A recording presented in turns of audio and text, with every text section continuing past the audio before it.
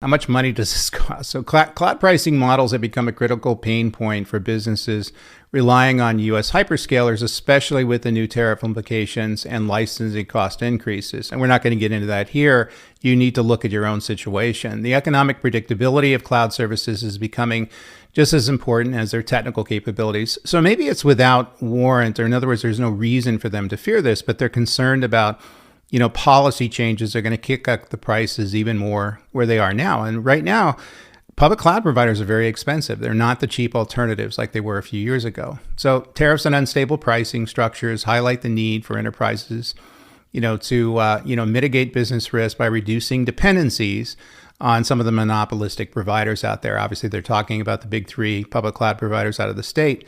And there's recent examples that includes Microsoft licensing costs increases post-Broadcom VMware acquisition underscore the vulnerability of customers under constrained provider options. And so organizations should focus on diversifying providers and adopting multi-cloud strategies to retain flexibility in pricing negotiation leverage. And so the message there is that there's always going to be risks that come with leveraging any platform, whether it's a sovereign cloud or a major hyperscaler like Amazon, Microsoft, and Google.